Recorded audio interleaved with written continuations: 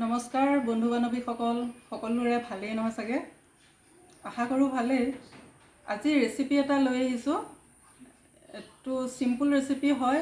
অৱশ্যে মই নবনাওঁ, মোৰ ছোৱালীয়ে বনাব। কি বনাব তাইৰ মুখেৰে জানি ল'ব। কোনজনী?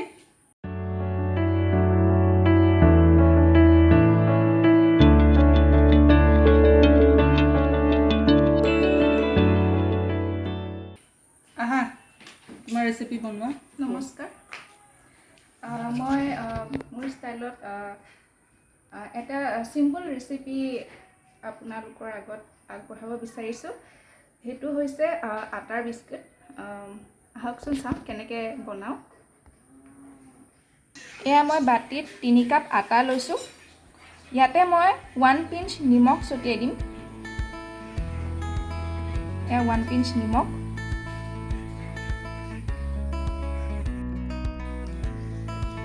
আৰু ইয়াতে মই নাৰিকলৰ গুড়া দি দিম আধা কাপ। এইটো আপোনালোকে ৰেডিমেড কিনিবলৈ পাব। তাৰপিছত ইয়াতে মই দুটামান ক'লা তিল স্প্ৰিংকল কৰি দিম। আৰু বগা তিল থাকিলে বগা তিলো দিব পাৰে। এতিয়া মই চেনি দিম। চেনি মই অলপ অলপকৈ দি সানি যাম। তাৰপিছত এয়া ঘি হয়, যিটো মই গলাই লৈছিলোঁ। অলপ ঘি ঢালি দিব। আধা কাপ লৈছোঁ ঘি। এতিয়া মই এইখিনি মিক্স কৰিম।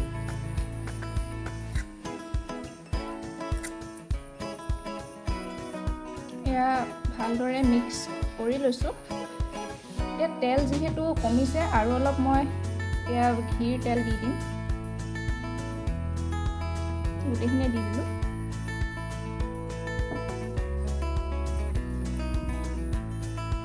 এতিয়া ভালদৰে মিক্স কৰিব।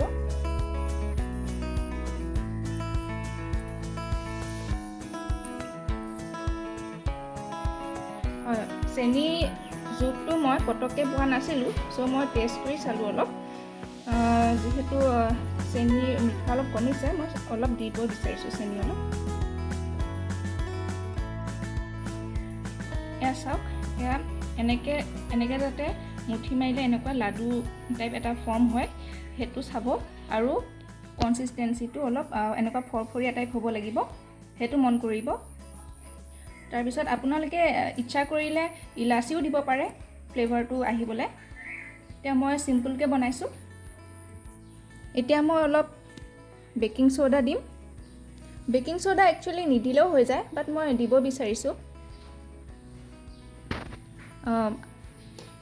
হাফ স্পুন দিলেও হ'ব। এতিয়া মই ইয়াত অলপ অলপকৈ গাখীৰ মিক্স কৰিম।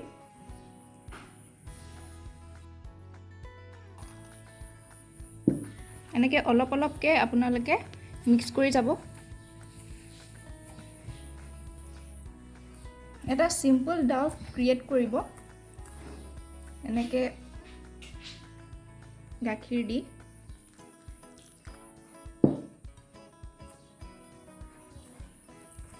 মন কৰিব, কিন্তু গাখীৰ বেছি দিবও নালাগে, কাৰণ এইটো যদি গাখীৰ বেছি হৈ যায় তেতিয়া বেছি পনীয়া হৈ যোৱাৰ চান্স থাকে।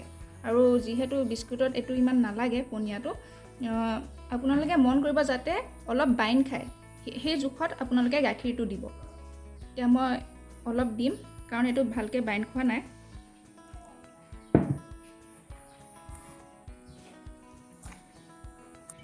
এতিয়া মই গোটেইখিনি দি দিম।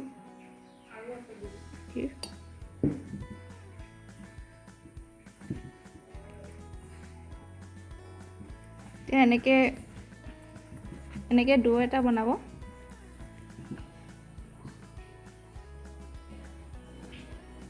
আৰু বেছিকৈও মঠি নাথাকিব, কাৰণ বেছিকৈ মঠিলে বেছি ছফ্ট হ'ব, আৰু বেছি ছফ্ট হ'লে বিস্কুটটো হৈ নুঠিব মানে ভালকৈ।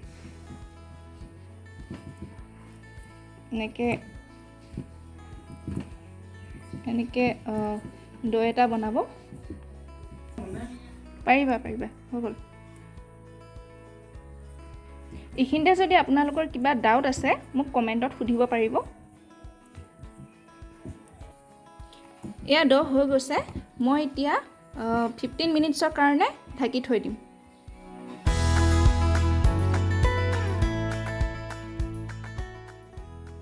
এয়া 15 মিনিটছ হৈ গ'ল, চাম। হয়, ধুনীয়া হৈছে। এতিয়া মই এক্সট্ৰাকৈ ডাও বনাম, বেলিব লাগিব। বেলাৰ পিছত মই বিস্কুটৰ চাইজত কাটিং কৰি অভেনত দি দিম।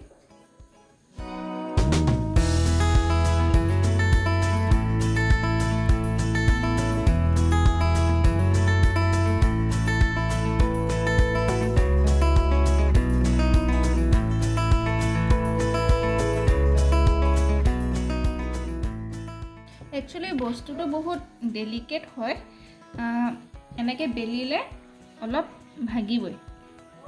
সেইটো একো আপোনালোকে এইটো ভয় খাব নালাগে। এনেকৈ ওপৰে ওপৰে বেলি দিব, বেছি মিহি নকৰিব।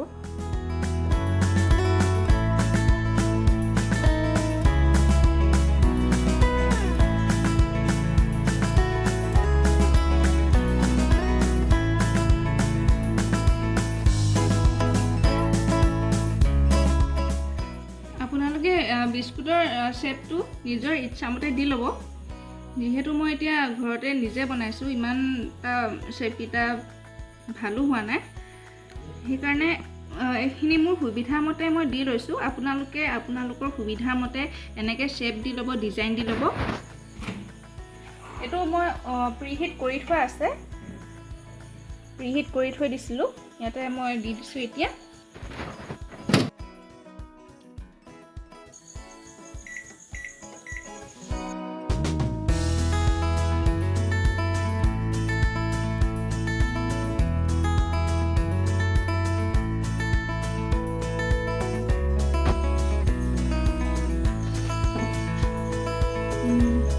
হৈ গৈছে, মই উলিয়াই আনিম।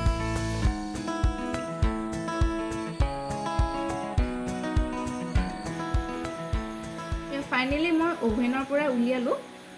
এয়া দেখিছে কিমান ধুনীয়া এটা কালাৰ উঠি গৈছে, গল্ডেন ব্ৰাউন কালাৰ।